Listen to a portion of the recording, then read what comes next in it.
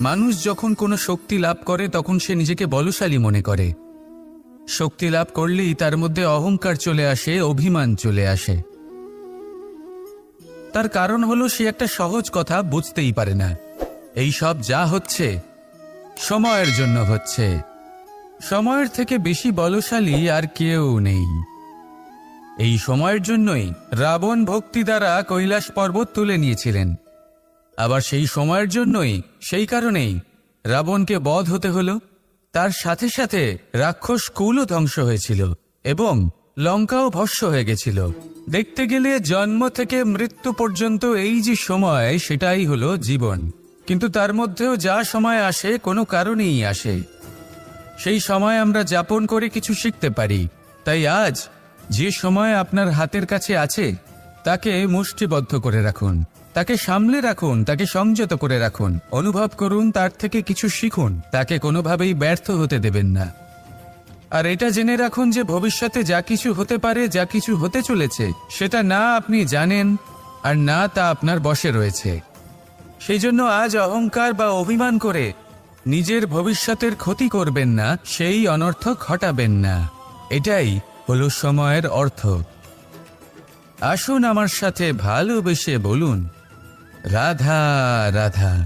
খুব বড় একটা প্রশ্ন করতে চলেছি। এই সংসারের সব থেকে বেশি সুখী কে? এবার কেউ বলবে সেই ব্যক্তি যিনি সব থেকে বেশি ধনী, যার কাছে সব থেকে বেশি ধন আছে, আভূষণ আছে, স্বর্ণ আছে। কেউ বলবেন কোনো রাজ্যের রাজা, কারণ তিনি শাসন করতে পারেন, তার আদেশ ছাড়া কোনো কাজ সম্ভব নয়, ইত্যাদি ইত্যাদি। এর উত্তর যদি আমি দিই তাহলে এটুকুই বলবো, সংসারের সব থেকে সুখী ব্যক্তি হলেন তিনি যিনি সন্তুষ্ট। তার কাছে সন্তোষরূপী ধন আছে যা তাকে সুখী রাখে। এবার এই সন্তুষ্টি সেটা কিভাবে আসে জীবনে? এটা আসে ধৈর্যের কারণে। ধৈর্যের এই অনুভূতি অত্যন্ত শক্তিশালী। এই ধৈর্যই কিন্তু আমাদের ধরিত্রীকে ধরিত্রী মাতা করে তোলে। কারণ ধরিত্রী মাতা ধারণ করেন, সহ্য করেন, ধৈর্য ধরেন এবং নিজের কর্ম করতে থাকেন। সেটা ধৈর্যই ছিল মাতা সীতার মধ্যে, যা রাবণের অন্ত করে দিল। এই ধৈর্যের কারণেই নারায়ণ কূর্ম অবতার ধারণ করেছিলেন, বড় একটা পর্বতকে পৃষ্ঠে ধারণ করেছিলেন এবং সমুদ্র মন্থনকে সম্ভব করেছিলেন। সেই জন্য সর্বপ্রথম মনের মধ্যে ধৈর্যকে নিয়ে আসুন।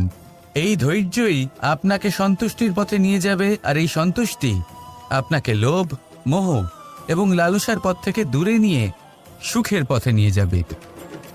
আর তখন এই মন প্রসন্ন হয়ে বলবে, রাধা রাধা। মানুষ চিরকাল বড় মানুষ হয়ে উঠতে চায়, সবসময় সেই নিয়ে কল্পনা করে। কিন্তু প্রশ্ন হলো এটাই যে মানুষ বড় কখন হতে পারে? যখন সে ধনী হয়ে ওঠে, নাকি যখন তার কাছে সম্মান থাকে, নাকি যখন রূপবান হয় বা অধিক শক্তিশালী হয়? মানুষ বড় মানুষ তখনই হতে পারে যখন বিপদের সময় সে অন্য কোনো মানুষের পাশে এসে দাঁড়ায়। তাই সর্বপ্রথম এইটা শিখুন। হয়তো এই জন্যই হনুমান শ্রীরামের কাছে এতটা বড়, আর হয়তো এই জন্যই বলরাম দাদা আমার কাছে এত বড়। যদি আপনিও জীবনে বড় হয়ে উঠতে চান, তাহলে কারোর সাথে তার দুঃখের সময়, তার সংকটের সময় তাকে সঙ্গ দিন আর পাশে এসে দাঁড়ান। এই মন প্রসন্ন হয়ে বলবে, রাধা রাধা। আমাদের জীবনে আমরা যখনই এমন কোনো মানুষের সাথে পরিচিত হই যে বয়সে, পদে এবং আর্থিক দিক থেকে আমাদের থেকে পিছিয়ে, তখন আমরা সবাই খুব হীন নজরে তাদের দিকে দেখি। মনেই করি না যে সেই ব্যক্তির নিজস্ব একটা অস্তিত্ব রয়েছে, তার নিজেরও একটা মাহাত্ম্য রয়েছে। আমাদের মনেই হয় না যে আমাদের সামনে দাঁড়িয়ে থাকার যোগ্যতা আছে তাদের। চলুন আপনাকে একটা প্রশ্ন করি, শূন্যের নিজস্ব মূল্য কোথায়? আপনি বলবেন কিছুই না। শূন্যের আবার নিজস্ব মূল্য কোথায়? কিন্তু যখন এই শূন্যই কোনো সংখ্যার সাথে এসে যুক্ত হয়ে যায়, কোনো অঙ্কের সাথে এসে যুক্ত হয়ে যায়, তখন তার মূল্য অনেক গুণ বৃদ্ধি পায়। অর্থাৎ এই শূন্যের মূল্য অবশ্যই আছে।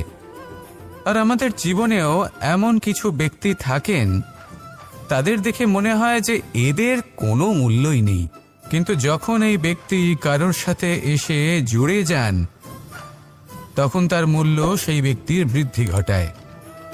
এই সংসারে এমন কোনো ব্যক্তি নেই যার কোনো মূল্য নেই। যদি আমরা ধনুকের কথা বলি তাহলে তার জন্য একটি দড়ির প্রয়োজন হয়, যেটি প্রত্যঞ্চা হিসেবে ব্যবহৃত হয়। যদি এই প্রত্যঞ্চা না থাকে তাহলে ধনুকের কোনো মূল্যই থাকে না। যদি প্রত্যঞ্চা না থাকে তাহলে ধনুকের অস্তিত্ব অসম্পূর্ণ থেকে যায়। এই সংসারে যে কোনো ব্যক্তি হোক বা যে কোনো বস্তু হোক, প্রত্যেকের নিজস্ব একটি মূল্য আছে। তার সম্মান করুন, সামনে অগ্রসর হন, আর আমার সাথে ভালোবেসে বলুন রাধা রাধা। যদি আপনি নিজের জীবনে প্রকৃত বন্ধু নির্বাচন করতে চান তাহলে তার আগে দর্পণ আর ছায়া এই দুইয়ের বিশেষত্বর বিষয়ে জানাটা অত্যন্ত প্রয়োজনীয়। দর্পণ কি করে থাকে? যখনই আপনি দর্পণের দিকে তাকাবেন ও শুধুমাত্র আপনাকে সত্যের সাথে অবগত করাবে, ও আপনাকে কখনো মিথ্যে বলবে না। সেখানেই যদি ছায়ার কথা বলি তাহলে দেখুন ছায়া কি করে, সব সময় আপনার সাথে থাকে, কখনো আপনার সঙ্গ ত্যাগ করে না।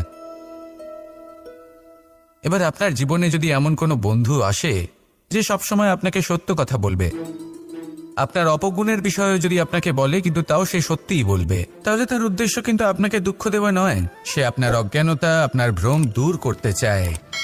যদি আপনি কোনো অনুচিত পথে চলতে থাকেন তাহলে সে আপনাকে বাধা দিতে চায়। আর যদি সেই মিত্রই ছায়া সঙ্গীর মতো হয়, সে কখনোই সুখ দুঃখে আপনার সঙ্গ ত্যাগ করবে না। তার উদ্দেশ্য হলো সবসময় আপনাকে রক্ষা করা। তাই এরকম দর্পণ বা ছায়ার মতো কোনো বন্ধু যদি আপনার জীবনে আসে তাহলে তাকে কোথাও যেতে দেবেন না। সে আপনার জীবনকে সুখময় করে তুলবে। আর যদি আপনার জীবনে উপস্থিত বন্ধু এমন না হয় তাহলে তাকে নিজের থেকে দূরে করে দেওয়াই বাঞ্ছনীয়। তাহলে দর্পণ আর ছায়ার মতো প্রকৃত এবং ভালো বন্ধুকে নিজের জীবনে স্থান দিন, আর আমার সাথে ভালোবেসে বলুন রাধা রাধা। জল হলো জীবনের আধার। যদি জল না থাকে এই সংসারের জীবনের কোনো অস্তিত্ব নেই। এই জল হলো শুদ্ধ, পবিত্র। কিন্তু যখন এই জল পরিবেশের সংস্পর্শে আসে তখন ধুলো, ময়লা, কাদা এবং অন্যান্য বস্তু দ্বারা এই জল পূর্ণরূপে দূষিত হয়ে যায়। এবার যদি এই জলের শুদ্ধিকরণ করতে হয় তাহলে আমরা এই জলকে অস্থির হতে দিই না, তাকে স্থিরভাবে রেখে দিই। আর সেটা করলে সেই জল নিজে থেকেই সকল অশুদ্ধি ত্যাগ করে দেয়, নিজে থেকেই নিজেকে শুদ্ধ করে তোলে। এটা কিন্তু আমাদের মনের সাথেও হয়ে থাকে। এই সংসারে এত সমস্যার সম্মুখীন হয়েও কোথাও না কোথাও আমাদের এই মন মলিন হয়ে যায়, এতে নেতিবাচক ভাব জাগ্রত হয়। সেই মুহূর্তে আপনি কোনোভাবে রাগ করবেন না, মন খারাপ করবেন না, তাড়াতাড়ি কোনো সিদ্ধান্ত নেবেন না, কোনো প্রতিক্রিয়া দেবেন না। শুধু নিজের এই মনকে শান্ত করে রাখবেন, শান্ত মনে দিন যাপন করবেন। যদি এটা করেন তাহলে আপনি নিজে থেকেই বুঝতে পারবেন যে কি কি অশুভ ভাব আপনার মধ্যে জাগ্রত হয়েছে আর কি কি শুভ চেতনা আপনাকে জাগ্রত করতে হবে। আপনি নিজে থেকেই এমন পথ খুঁজে পাবেন যার দ্বারা এই অশুদ্ধি আপনি ত্যাগ করতে পারবেন। আসুন আমার সাথে ভালোবেসে বলুন রাধা রাধা।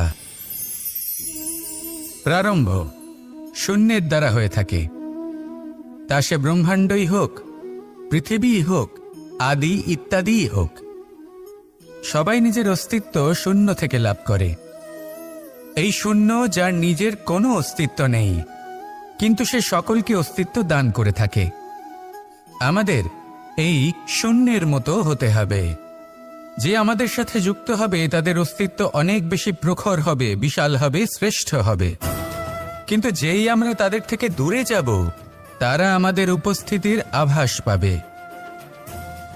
আমাদের গুরুত্ব বুঝতে পারবে। শূন্যই হলো সূত্রপাত, শূন্যই হলো সমাপ্তি। শূন্যকে কেউ যতই ছোট মনে করুক কিন্তু এই শূন্য অত্যন্ত গুরুত্বপূর্ণ। তাই এই শূন্যের মতো হয়ে উঠুন আর আমার সাথে ভালোবেসে বলুন রাধা রাধা। এই জীবন আসলে কি? আমরা কারা? আমাদের অস্তিত্ব আসলে কি? পঞ্চতত্ত্ব দ্বারা নির্মিত আমাদের এই শরীর। আর এর মধ্যে পরমাত্মার একটি অংশ আত্মারূপে বসবাস করে। আর যখন এই জীবন সমাপ্ত হবে তখন আমাদের আবার এই পঞ্চতত্ত্বের মধ্যে বিলীন হয়ে যেতে হবে। এটাই সত্য। এবার অনেক মানুষ আছেন এমন অনেক চেষ্টা করতে থাকেন এমন কর্ম করার যাতে এই সংসার তাদের চিরস্মরণীয় করে রাখবে। কিন্তু এই জীবন আসলে কি? সেই সময় যখন আমরা নিঃশ্বাস নিই, আমাদের হৃদস্পন্দন হয়, আমরা যে মুহূর্তগুলো যাপন করি, এবার এই মুহূর্তগুলিতে আমরা কি করব সেটা অত্যন্ত গুরুত্বপূর্ণ। আমরা কি অহংকার করব নাকি পরোপকার করব? এই সৃষ্টিকে বেঁধে রাখার চেষ্টা করব নাকি নিজেকে উন্নত করে তোলার চেষ্টা করব? এটাই শিক্ষা যে বল হোক বা কায়া, এর প্রতি আমাদের না অহংকার করা উচিত আর না মোহ। শুধু প্রত্যেকটা মুহূর্ত প্রেমময় হয়ে বাঁচুন আর ভালোবেসে বলুন রাধা রাধা। প্রয়াস, পরিশ্রম, এই শব্দগুলি শুনতে হয়তো ছোট মনে হয়, কিন্তু এর মূল্য অনেকটাই অধিক। এবার প্রয়াসও কিন্তু দুই ধরনের হয়। একটা প্রয়াস তাই যা আমরা নিজের মন থেকে, অন্তর থেকে সমগ্র শক্তি দিয়ে করার চেষ্টা করি। এবারে এই প্রয়াস প্রচেষ্টার নামান্তর। কিছু প্রয়াস এমন হয় যেমন দ্রুত ক্রীড়া খেলা। মানুষ বলেন আজ একটু প্রয়াস করি, একটু দ্রুত ক্রীড়া খেলেই দেখি, যদি বিজয়ী হই তবে ভালো ব্যাপার, যদি না হই তবে আর কখনো খেলবো না। এটাও কিন্তু প্রয়াস, কিন্তু এই প্রয়াস পরিশ্রম নয়। পাণ্ডবদের দেখুন, ওনারা যখন পরিশ্রম করেছিলেন তখন খাণ্ডবপ্রস্থকেও ইন্দ্রপ্রস্থ বানিয়েছিলেন। দ্রুত ক্রীড়া খেললেন, সেই মুহূর্তেই ইন্দ্রপ্রস্থ হারিয়ে ফেললেন। পরিশ্রম করলেন, সগৌরবের রাজা হলেন। দ্রুত ক্রীড়া খেললেন, তখন এক মুহূর্তে রাজা থেকে নিঃস্ব হয়ে গেলেন। সারমর্ম এটাই যে দ্রুত ক্রীড়া কখনো কখনো আপনার মিত্র হতে পারে, কখনো সে আপনাকে বিজয়ী করতে পারে, কিন্তু প্রয়াস এবং পরিশ্রম যখন একসাথে মিলিত হয় তখন তা সর্বদাই আপনার সাথে থাকে। প্রয়াস করতে থাকুন, পরিশ্রম করতে থাকুন, আর আমার সাথে ভালোবেসে বলুন রাধা রাধা। আমি এইভাবে প্রত্যেকদিন নিজের সাথে কিছুটা সময় অতিবাহিত করি, সুচিন্তা করি, কারণ আমি এটা মনে করি যে আমার প্রতিদ্বন্দ্বী অন্য কেউ নয় বরং আমি নিজেই। আর আমি চেষ্টা করি যে আমি যেন নিজেকে নিজের থেকে বেশি শ্রেষ্ঠ করে তুলতে পারি। তাই প্রতিদিন আমি আকলন করি নিজের কর্মের, যে কাল আমি কি উচিত করেছি, কি অনুচিত করেছি, যে ভুল আমি করেছি তা আজকে কি করে শুধরে নিতে পারি। যে শ্রেষ্ঠ কর্ম আমি কাল করেছি আজও সেই শ্রেষ্ঠ কর্ম আমাকে করতে হবে। শুধু এই প্রক্রিয়াতেই আমি নিজেকে শ্রেষ্ঠ ব্যক্তি, শ্রেষ্ঠ রাজা, একজন শ্রেষ্ঠ পিতা, পুত্র করে তুলি। এইভাবেই আমি একজন শ্রেষ্ঠ মানুষ হয়ে উঠি। আপনিও এই কথা মনে রাখবেন যে আপনার প্রতিস্পর্ধা অন্য কারোর সাথে নয় বরং নিজের সাথে। তাই নিজের কর্মের আকলন করুন, নিজের মধ্যে যে দোষ আছে তা ত্যাগ করুন, নিজেকে শুধরে ফেলুন। এই মন সবসময় সুপ্রসন্ন থাকবে এবং লক্ষ্য প্রাপ্ত করে বলবে রাধা রাধা। কখনো কোনো পাখিকে দেখেছেন যখন সে প্রথমবার উঠতে চেষ্টা করে সে বাসা থেকে মাটিতে পড়ে যায়, কিন্তু সে হার মানে না, চেষ্টা করতে থাকে, করতেই থাকে, ডানা ঝাপটাতে থাকে, আর তারপর সে উড়তে শেখে। গোল শালগ্রাম শিলাকে দেখুন, পর্বত থেকে খসে পড়ে, ধাক্কা খায়, জলের প্রবাহ দ্বারা ঘর্ষিত হয়, তারপরে তা শালগ্রামে পরিণত হয়। ভেবে দেখুন, যদি কোনো পাখি প্রথমবার উড়তে গিয়ে এটা ভাবে যে না না, যদি আমি পড়ে যাই তবে, আমার যদি আঘাত লাগে তবে, আর যদি ভয়ের কারণে সে শুরুই না করতে পারে, চেষ্টাই না করে, তাহলে কি সে উড়তে শিখবে? কখনোই নয়। এটাই আমাদের শিখতে হবে, প্রারম্ভ করতে হবে। তা অত্যন্ত গুরুত্বপূর্ণ। যখন আমরা কিছু শুরু করি তখন ভয় করে, কিন্তু যদি এটা না করেন জীবনে কখনো সামনে এগোতেই পারবেন না। হতেই পারে প্রারম্ভ করার পরে আপনি পড়ে যাবেন, বারবার নিচে পড়ে যাবেন, কিন্তু যদি নিরন্তর চেষ্টা করতে থাকেন তাহলে একদিন না একদিন আপনি অবশ্যই সফল হবেন। এই শুরু করাটাই সব থেকে বেশি কঠিন। এর দ্বারা ভয়ভীত হবেন না। আসুন আর আমার সাথে ভালোবেসে বলুন, রাধা রাধা। এই সংসারে নির্মাণের বিষয়ে জ্ঞান লাভ করার পূর্বে ধ্বংসের বিজ্ঞান বুঝে নেওয়াও খুব প্রয়োজনীয়। যখনই আমরা ব্যায়াম করি তখন কি হয়, আমাদের পুরনো মাংসপেশি নষ্ট হয়ে যায় এবং সেই মাংসপেশির স্থানে আমরা নতুন মাংসপেশির নির্মাণ করে থাকি।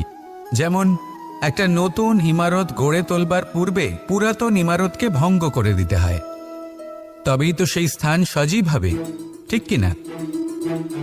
এবারে জ্ঞান এবং বিজ্ঞান ছাড়াও এমন কিছু আছে যা কিনা অত্যন্ত গুরুত্বপূর্ণ। তা হলো সীমা পার করে যাওয়া।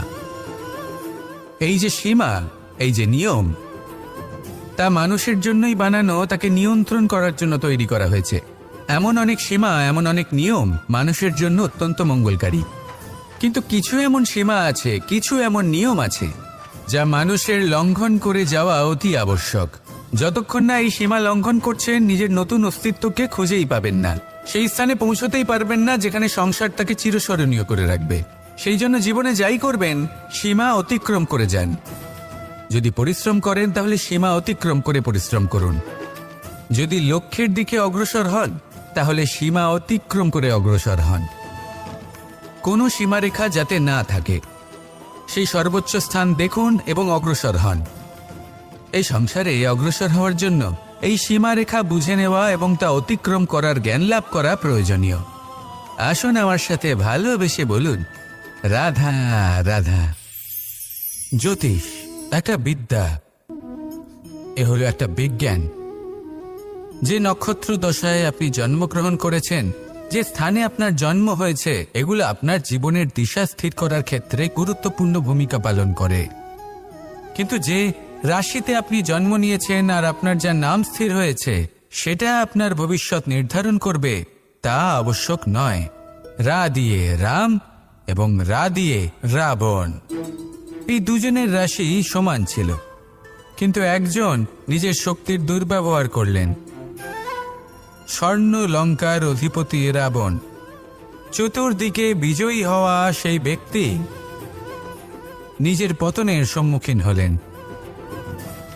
শ্রীরাম রাবণকে বধ করলেন। শ্রীরাম, যিনি নিজের কর্ম দ্বারা, নিজের পরিশ্রম দ্বারা ঈশ্বর উপাধি লাভ করেছিলেন, 14 বছরের বনবাস ভোগ করলেন, আর যখন বিপদে পড়লেন তখনও নিজের রাজ্যের সাহায্য নিলেন না। বনের মধ্যে নিজে বানর এবং ভাল্লুকদের নিয়ে একটি সেনাবাহিনী গড়ে তুললেন এবং রাবণকে তার কুকর্মের শাস্তি দিলেন। তাই সর্বদা এটা মনে রাখবেন, আপনার খ্যাতি, আপনার ভবিষ্যৎ আপনার কর্ম নির্ধারণ করে, আপনার রাশি নয়। তাই সবসময় শ্রেষ্ঠ কর্ম করুন আর আমার সাথে ভালোবেসে বলুন, রাধা রাধা। প্রজাপতি দেখেছেন কি সুন্দর হয়, তাই না? এই প্রজাপতি, ওদের দিকে তাকালে নিজের অজান্তেই নিজের মুখে হাসি ফুটে ওঠে। কিন্তু এই প্রজাপতি জন্ম থেকেই এমন দেখতে হয় না। জন্ম থেকে এদের কাছে ডানা থাকে না, এরা উড়তেও পারে না। যখন একটি প্রজাপতি জন্ম নেয় তখন প্রথমে ডিম অবস্থায় থাকে সে। আস্তে আস্তে সেই কবচ সে ভেঙে ফেলে, খুব পরিশ্রম করতে হয় তাকে। তারপর কীটের আকার ধারণ করে সে চলতে থাকে, অনেক কষ্ট সহ্য করতে হয়, অনেক পরিশ্রম করতে হয়। তারপর তার রূপ বদলে যায়, তারপরে তার ডানা গজায়, তারপরে সে উড়তে পারে। এই নিরন্তর পরিশ্রমই সাফল্যের মূল মন্ত্র হয়। কখনো কখনো প্রতিভাও কম পড়ে যায় যদি নিরন্তর পরিশ্রম না করা হয়, যদি সমর্পণের ভাব মনে না থাকে, দৃঢ় নিষ্ঠা না থাকে। আর কখনো কখনো সেই ব্যক্তি যার মধ্যে বিশেষ প্রতিভা থাকে না, সেই ব্যক্তি নিরন্তর পরিশ্রম করে, নিজের মনে সমর্পণের বোধ জাগিয়ে তোলে, দৃঢ় নিষ্ঠার সাথে কর্ম করে আর সাফল্য লাভ করে। সেই জন্য আপনি জীবনে যেখানেই পৌঁছে যান না কেন, নিরন্তর পরিশ্রম করতে থাকুন। তবেই আপনার ভবিষ্যৎ রঙিন প্রজাপতির মতন গগনচুম্বী হবে। তবেই এই সংসার আপনাকে দেখবে এবং নিজের অজান্তেই এই সংসার নিজের মুখে হাসি ফুটিয়ে তুলবে এবং এই সংসার আমার সাথে ভালোবেসে বলবে, রাধা রাধা।